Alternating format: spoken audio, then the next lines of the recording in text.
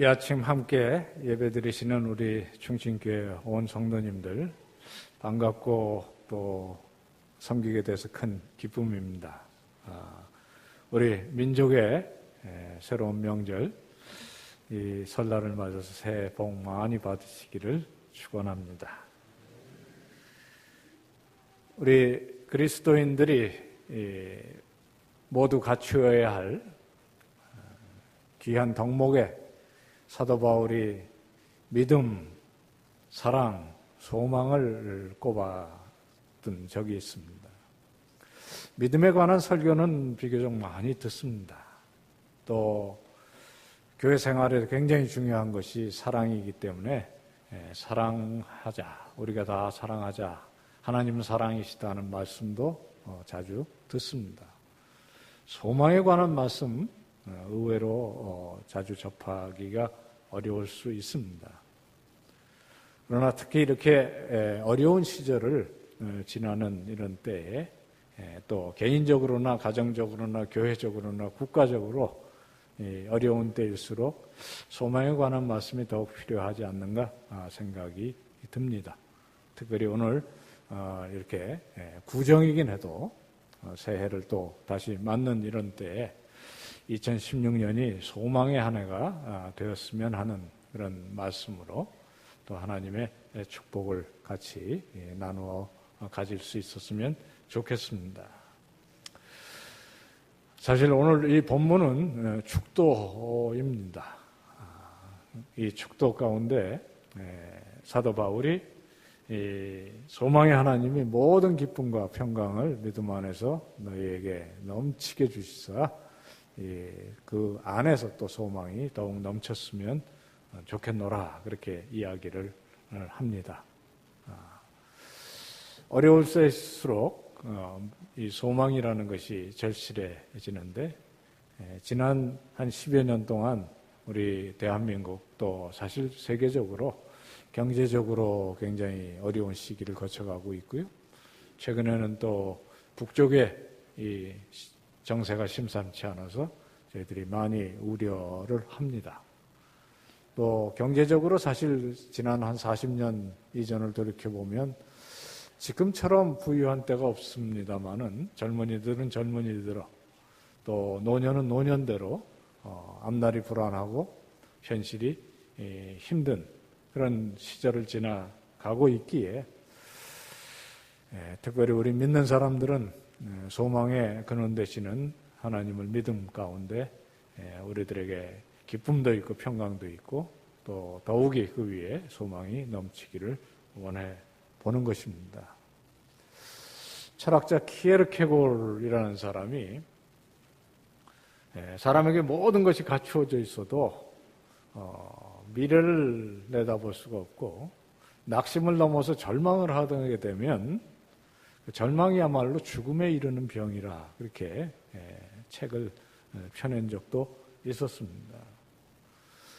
오늘 이렇게 민족의 좋은 명절을 맞아 같이 예배드리는 우리 충신교회 성도님들 소망이 가득하십니까?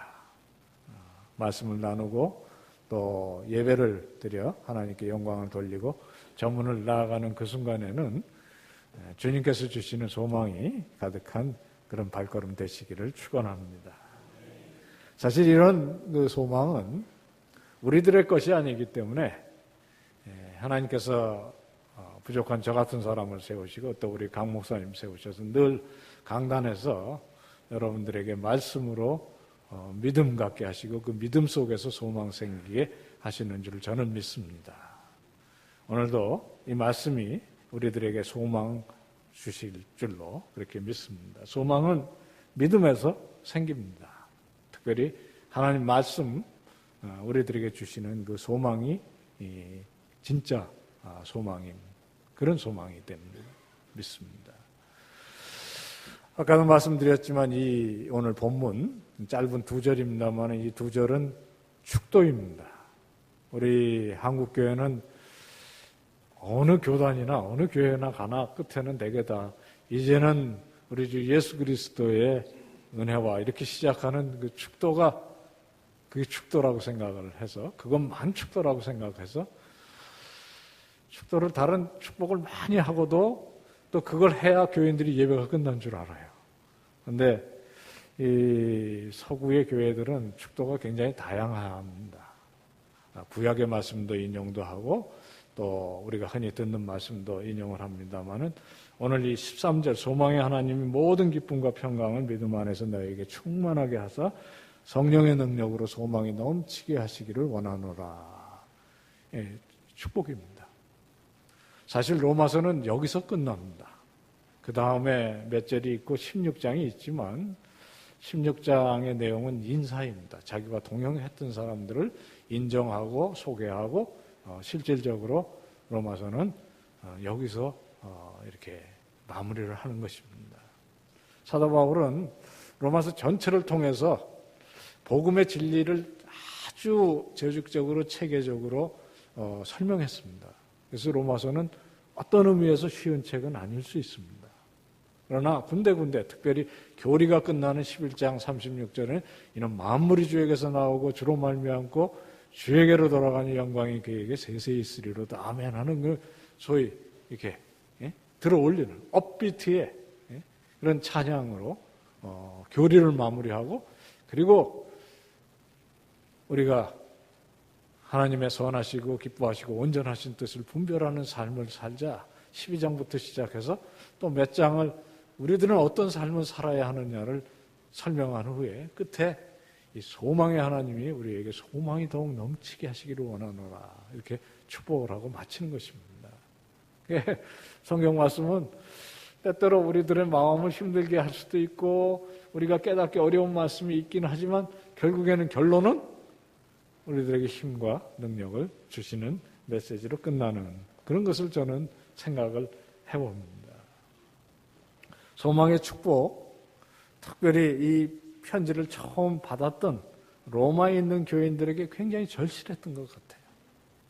왜냐하면 이때에 로마의 교인들은 많은 위협 속에 있었습니다. 황제가 심심하면 기독교인들을 전부 붙잡아서 야수들에게도 맹수들에게도 던지고요. 검투사들과 싸우게도 하고 심지어는 그 길거리에 기둥에 묶어서 기름을 껴얹고 횃불처럼 태우기도 하고요. 그런 일들을 수시로 목격하고 또 수시로 그런 위협 속에 있지만 주일이 되면 예배를 드리고 또 그 믿음을 지켜야 하는 성도들에게 이런 축복이 절실했던 것입니다. 지금의 축복도 지금의 용기도 지금의 삶의 믿음을 붙잡는 것도 필요하지만 앞으로 주님께서 하실 일에 대한 소망을 품도록 이 말씀을 하고 있는 것입니다. 요한계시록의 말씀도 근본적으로는 그것입니다. 요한계시록 읽어보면 어렵습니다. 알듯 모르듯 한 여러 가지 상징과 여러 가지 징조들이 써있지만 내용은 아주 간단합니다. 태초로부터 이 세상을 만드시고 인류를 죄악 가운데서 구속하신 하나님께서 세상에 엎어지고 뒤집어짐에도 불구하고 결국에는 마침내 하나님의 나라를 굳건히 세우실 것이고 우리가 그의 보좌 앞에 모여 예배를 드릴 것이라는 그 확신과 그 비전, 그것이 이 초대교회의 어려운 현실 속에 있던 모든 지역에 흩어진 교인들에게 소망을 주었던 것인데요. 오늘 이 아침에 우리 충신교회에도 주님께서 주시는 이 소망의 메시지가 울려 퍼지고 우리의 마음은 아멘이 되고 그것이 이 한 해에 살아가는 큰 믿음의 소망의 그리고 기쁨과 평강의 뿌리가 되었으면 하는 것입니다. 소망의 하나님, 사실 그 좀 생소한 표현입니다. 왜냐하면 우리가 하나님에 대해 얘기할 때 아브라함의 하나님, 이삭의 하나님, 야곱의 하나님, 은혜의 하나님, 능력의 하나님, 사랑의 하나님 많이 듣습니다. 소망의 하나님은 조금 생소할 수 있어요. 왜냐하면 하나님 소망하실 필요가 없는 분이시잖아요. 소망은 우리 연약한 인간들이 하는 것입니다. 특별히 어려운 때 내 모든 것이 뜻대로 안 될 때 그나마 소망을 품어보는 것 아닙니까? 하나님은 능력의 하나님이시고 원하시면 모든 것이 현실이 되시는 분이셔요. 태초에 빛이 있어라 한마디로 이 세상을 만드신 분이십니다. 그런 하나님이 소망을 품고 계신다는 것입니다. 이 소망은 우리의 구원을 향해서 이 세상을 향한 소망이십니다. 그 소망이 무엇인지에 대한 힌트가 12절에 있습니다. 지금으로부터 2600년 전에 선지자 이사야를 세상에 보내시면서 그 소망에 대해서 이렇게 얘기하셨어요. 이새의 뿌리에서부터 나는 다윗의 자손 예수 그리스도가 열방의 소망이 되리라. 우리가 이 아침에 여기서 예배를 드리는 것도 결국 그 예수 그리스도의 십자가가 우리의 소망되는 것을 축하하고 또 그 소망이 우리들에게 힘되는 것을 인해서 감사 찬송하며 하나님께 영광을 돌리는 것이거든요. 그 소망을 하나님도 품고 계신다는 거예요. 비록 현실이 어렵고 또 앞으로도 더 어려울 수 있는 날들이 있겠지만 결국에는 천지를 지으신 하나님께서 마지막 날까지 붙드시고 우리 모두가 다 언젠가는 하나님 존전에 모여 예배드릴 그 소망을 하나님도 품고 계신다는 것이죠. 그리고 지금도 그것을 향해서 역사하신다는 것입니다. 그리고 그 소망이 우리들에게도 성령의 능력으로 마음속에 받아지고 또 그것이 우리들의 삶의 일거수일투족에 드러나는 것을 원하신다는 것이 오늘 이 메시지의 핵심입니다. 그래서 우리가 품는 소망은 그 뿌리가 어디에 닿아 있냐면 하나님의 전능한 역사 속에 구원의 그 위대한 역사 속에 뿌리를 박는 그것을 우리들에게 축복으로 오늘 말씀 속에 주시는 것입니다. 우리 인간이 살아가면서 어려움을 많이 당할 수 있고요. 그래서 우리들에게는 더욱 소망이 필요합니다. 인간의 명예만 소망이 필요한 것은 아닌 것 같아요. 제가 한동안 미국에 있는 한 대학에 저희 학교 일로 보내져서 연구를 한 적이 있습니다. 미국 중부에 있는 일리노이 대학이라는 곳인데 큰 대학입니다. 거기 제가 제 사무실이 있는 건너편에 심리학과가 있는데요. 10층이 넘는 큰 건물인데 제 멘토가 되는 선생님이 한번 그러시더라고요. 저기 들어가면은 사람보다 한 10배는 쥐가 많다는 거예요. 심리학 실험은 전부 다 쥐를 갖고 한대요. 그래서 쥐가 득실득실 하다는 거예요. 거기서 한 실험인지 몰라도 그런 얘기가 있습니다. 큰 수조에다가 쥐를 풍덩 빠뜨리고 얼마 만에 빠져 죽는지를 보니까 한 17분 정도면 되게 다 빠져 죽더라는 거예요. 그래서 어느 심리학자가 한 16분쯤 되어서 얘가 지쳐서 다 죽게 될 때 끄집어내서 잘 먹이고 잘 돌봐줬대요. 그런 거는 이제 또 편안할 때 다시 또 집어넣고. 그래서 또 죽기 전에 꺼내서 이거를 여러 차례 했더니 처음에는 한 17분 정도에 빠져 죽던 놈이 그렇게 여러 차례니까 36시간까지 버티는 녀석이 나오더라는 거예요. 어떤 놈은 수영도 하더래요, 이렇게. 쥐수영이죠. 이렇게 미물도 잘 버티고 있으면 내가 하여튼 소망을 놓지 않으면 어느 순간에 누가 구원해준다. 이거면 자꾸만 이렇게 생명의 길이가 길어지더라는 거거든요. 안 믿으셔도 돼요. 그러나 중요한 그 교훈은 거기 있습니다. 소망을 낳아버리는 순간 사람들은 늙고 그리고 사실 살아있어도 살아있는 것이 아닌 그럴 수가 있다는 거죠. 영국의 아주 굉장한 그 설교자였던 스펄전이라는 분이 성탄절이 되면 고향에 가는 적이 있었답니다. 한번 갔더니 어렸을 때부터 자기를 잘 돌봐줬던 할머님 한 분이 손을 꼭 잡으시면서 이게 내가 이제는 살 날이 얼마 많지 않으니까 여기 성탄절 때라도 꼭 보면 좋겠다. 이렇게 보니까 주님과 만날 날이 얼마 안 되신 것 같아서 남은 시간 같이 약속을 해드렸대요. 제가 그럼 꼭 성탄절 때 오겠다. 그게 실수였다는 거예요. 예, 갔더니 그 다음에도 10여 년을 더 사시는 바람에 매 그 약속 때문에 가지 않을 수밖에 없었다. 여러분들 이 세상의 짧은 소망도 우리를 그렇게 힘있게 합니다. 하물며 우리들이 가진 이 소망은 우리의 역사의 시간을 넘어서 영원의 세계로 열려있는 소망인데, 그 소망이 든든하면 적어도 눈앞에서 벌어지는 크고 작은 일 때문에 낙심하고 또 정말 일희일비하고 그런 일이 우리 성도들에게는 그렇게 큰 일이 아닐 줄로 믿습니다. 우리 청신교회 성도님들 그런 그 든든한 소망을 가지고 늘 살아가시는 분이시고 또 앞으로도 그렇게 되실 줄로 믿습니다. 우리가 하나님의 은혜를 받으면서 살지 않습니까? 그러나 더 큰 은혜는 항상 앞에 있는 법입니다. 제가 오래전에 한 출판사에서 저한테 책을 보내오면서 이 책을 좀 추천을 하는 글을 써달라는 부탁을 받았던 적이 있어요. 제가 바빠서 그 책을 미뤄놨는데 어느 날 가만 생각해 보니까 이번 주일은 꼭 해서 보내야 되는 날이 됐어요. 그래서 토요일 날 아침에 그 책을 이제 읽기 시작했습니다. 600페이지 되는 두꺼운 책이었습니다.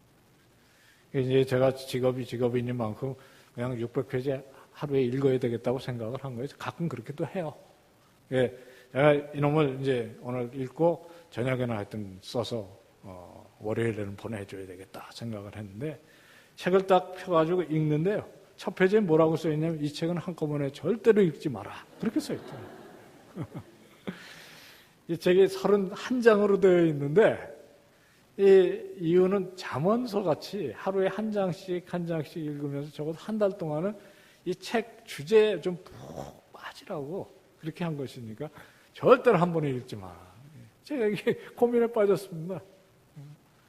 이 책 제목이 장래의 은혜였습니다. 존 파이퍼라고 유명한 저자가 쓴 것인데 고민을 했어요. 그래서 제가 출판사에 전화했습니다. 책 내가 이렇게 돼가지고 이렇게 하려고 그랬는데 오늘은 꼭 보내려고 그랬는데 책 첫 페이지에 그렇게 써 있으니까 이거 어쩌냐 그랬더니 괜찮다고 한 달 하시고 좋게만 써주시라고. 그래서 제가 그걸 한 달 동안 정말 시키는 대로 읽었는데 이 책이 재미없는 거예요. 지루하고요. 한 얘기 또 하는 것 같고 그래서 좀 힘들었어요. 그러나 한 달 동안 그렇게 했더니 메시지는 확실하게 제 마음에 박힙니다. 여러분들 그 책 읽지 마세요. 그런데 좋은 책입니다. 메시지는 뭐냐면요. 우리들이 항상 은혜를 생각할 때 뒤를 돌아보는 경향이 있다는 거예요. 내가 사업이 망해가지고 정말 빈털터리가 되었을 때 하나님께서 어떤 은혜를 주셔서 지금에 이르렀다. 내 건강을 잃고 정말 수술대에 놓였을 때 나를 살려주시는 그걸 자꾸만 그거 필요합니다. 저도 가끔 앉아서 어려움이 닥쳐 힘들더래 주마등처럼 지나가는 순간이 왜 없겠습니까? 그리고 그때 하나님께서 어떻게 하셨는지를 기억하는 것은 새 힘을 주긴 해요. 그러나 중요한 것은 정말 은혜는 앞에 있다는 거예요. 앞에 우리들에게 주어질 은혜가 훨씬 크다는 것입니다. 마지막 날 이 역사의 끝자락에 주님 재림하시고 온전히 이 세상을 회복하셨을 때 그 영광의 소망, 그것이 우리들에게 장래의 은혜로 믿어져야 한다는 거죠. 그게 메시지예요. 좋은 책입니다. 재미가 없어서 문제죠. 그러나 정말 확실하게 이 아침에 우리들이 한번 새겨볼 것은 우리는 소망의 하나님을 믿습니다. 그리고 그 주님께서 약속하신 그 믿음이 약속하신 내용이 믿음으로 우리들에게 들어오면 비록 눈앞에 어떤 상황이 벌어지고요. 힘드는 일이 있어도 그걸 넘어갈 수 있는 힘과 용기가 넘치실 줄로 믿고요. 또 우리 충신교회 사랑하는 성도님들이 그런 소망으로 2016년 이 병신년도 힘있게 살아가신 성도님들 되시기를 축원합니다. 이게 그냥 소망이 아닙니다. 기쁨과 평강을 우리들에게 주는 소망입니다. 소망을 품는 것은 중요합니다. 예수 믿는 사람만 소망을 품는 것이 아닙니다. 장사하는 사람은 장사 잘 돼서 가게를 늘리고 크게 부자가 되는 그런 소망이 있어요. 중고등학교에서 공부하는 학생들 좋은 대학에 가는 소망 품고요. 우리 젊은이들은 좋은 가정이 이루어서 자녀들 키우고 이런 다 소망이 예수 안 믿는 사람도 있는 거거든요. 그러니까 이 아침에 우리들이 함께 예배 가운데 하나님 말씀 가운데 생각해야 되는 소망은 특별한 소망입니다. 우리 하나님께서 품으셨던 소망이고 우리가 오늘 말씀 가운데 두는 아주 특별한 소망을 품어야 하는 것입니다. 세상에 많은 소망들은 만일 이것만 되면 그러고 그 다음에 없어요. 그게 돼도 큰 기쁨과 평강을 가져오는 대신요 허망함 또 심지어는 이것이었는가 하는 그게 세상에 제일 무서운 것이 소망을 이루었는데 기쁨이 안 올 때 아닙니까? 우리 하나님께서 약속하시는 이 소망은 그런 소망은 아닌 것입니다. 그래서 소망이 중요하지만 어떤 소망이냐가 중요하고요. 오늘 이 아침에 이 말씀 가운데 정말 우리가 갖고 있는 소망이 물론 단기적으로 뭐 사업도 해야 되고 결혼도 해야 되고 대학 가야 되고 뭐 있습니다만 그 소망이 이 하나님의 큰 태초로부터 인류를 구원하시고 마지막 날 하나님의 역사를 이루시는 이 소망이 다 있는 소망인가를 생각하시는 것이 필요하다는 거죠. 또 그 소망이 그런 소망 속에 있는 것이어야 하는 것이 중요하다는 것입니다. 결혼만 하면 다 될 것 같고요. 대학만 들어가면 다 될 것 같은 그렇지 않다는 것을 우리가 다 잘 알지 않습니까? 결국에 나를 특별한 소망을 가지고 이 세상에 보내셨고 나를 통해서 원하시는 일이 있고 충신교회를 통해서 하시는 그 소망을 우리들이 이루어드리고 있느냐 생각하는 것이 중요하다는 것입니다. 다 그런 분들이 되시는 줄로 믿고 또 더욱 그 일을 힘쓰시는 충신교회 성도님들 다 되시기를 축원합니다. 제가 이 섬기고 있는 충신대학교는 과가 8인데요. 그 8과, 뭐 신학과뿐만이 아니고 유아교육과가 됐든 역사교육과가 됐든 음악과가 됐든 다 세례교인 아니면 아예 입학 원서도 받지를 않습니다. 직원은 말할 것도 없고 선생님, 교수들은 더 말할 것도 없고 전부 다 이 세례교인 이상의 사람들만 있는 학교예요. 근데 제가 어느 날 문득 깨달은 게 있어요. 여기도 예수 안 믿는 사람이 어떻게 들어와 있다. 누구냐면요. 공익근무요원입니다. 병역을 대신해서 이 기관에 이렇게 보내주는데 저희 학교에 한 7명 정도 받을 수가 있어요. 제가 교무처에 보직이 돼서 일을 볼 때 제 사무실이 4층에 연구실이 있는데 연구실까지 서류를 들고 가서 이 결제를 받고 그래서 제가 하지 말라고 그랬습니다. 아침에 내가 좀 더 일찍 와서 거기서 결제할 거 다 하고 그렇게 할 테니까 거기서 만나자. 그래서 제가 출근을 해서 이제 그 전날 다 모아놓은 걸 이제 결제를 하고 또 뭐 일도 보고 이러는데 이 공익근무요원이 대학원 다니다가 온 친구인데 일을 뭐 잘 거들어 주니까 컴퓨터를 아예 한 대 줬어요. 근데 이 친구는 조금 늦게 옵니다. 와가지고 컴퓨터를 딱 켜는데 서서히 화면이 밝아오면서 거기 뭐라고 써있냐? 로또만이 소망이다. 딱 이렇게 들어요. 이 친구 예수 안 믿는 것 같아.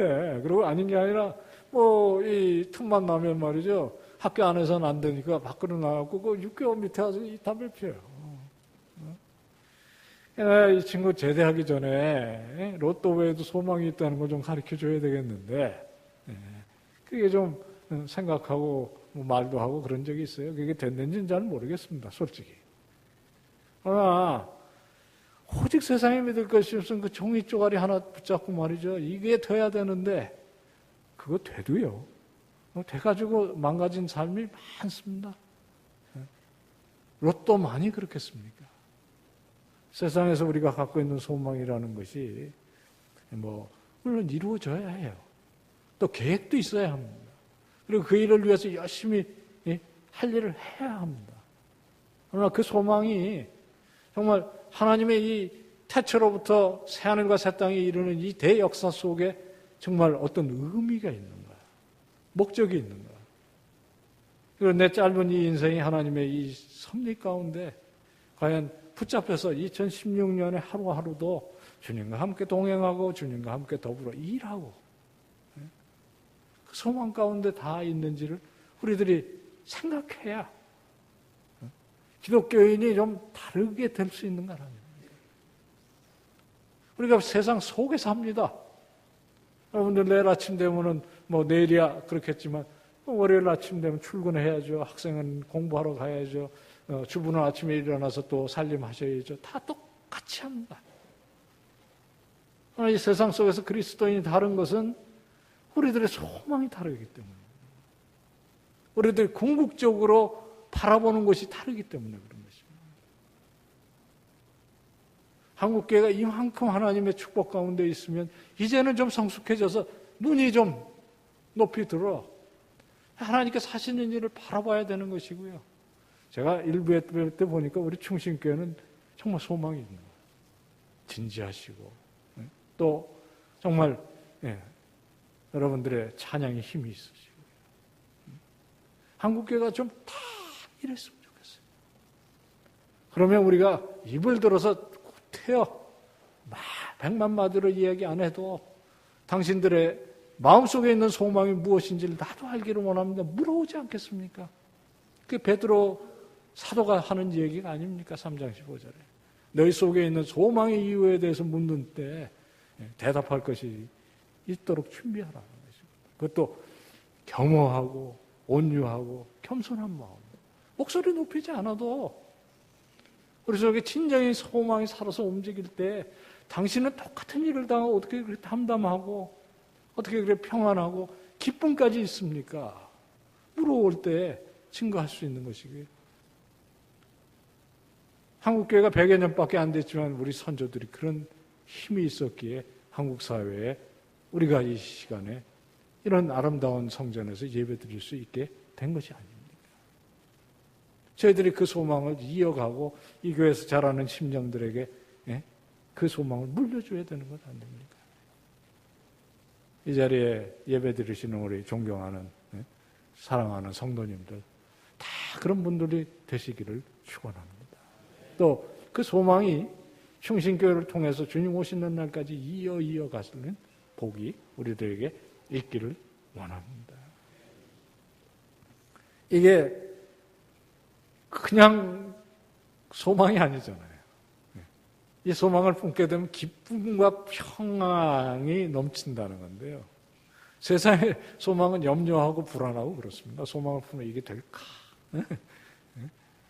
우리가 품는 소망은 이 전능하신 하나님의 장중에 붙잡힌 소망이기 때문에 이건 분명히 됩니다.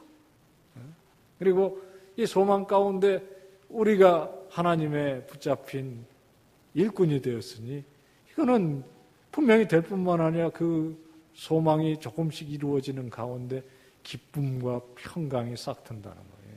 염려와 불안 대신에. 운전 처음 하는 사람들이요. 보면 불안하잖아요. 이게 왜 그러냐? 멀리 못 보기 때문에 그렇습니다. 그러니까 이랬다 저랬다.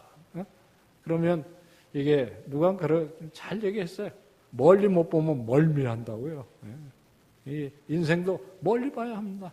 그래야 뭐 내 눈앞에서 지금 뭐 때때로 우리도 고난 가운데 있는 거고요. 때때로는 어려움도 당하고 욥도 그런 일을 당했는데 우리가 모든 고난으로부터 하나님께서 특별한 섭리 가운데 우리들에게 어려움도 주시고 때때로는 기쁨도 주시고 하는 것인데 눈을 들어서 하나님의 하시는 일을 볼 수 있는 눈이 열리면 그것이 히브리서의 그 믿음은 말하는 것들의 실상이고 보지 못하는 것들의 증거라. 그게 선진들이 이로써 증거를 받았다 하는 얘기가 그 얘기입니다. 믿음장에 있는 모든 성도님들이 그렇게 살았다는 거거든요. 믿음은 보이지 않는 것들을 우리 손에 쥐게 하고 그것을 기쁨으로 즐기면서 살 수 있는 현찰 가치가 있다는 것입니다. 우리의 현실이 농동치 않습니다.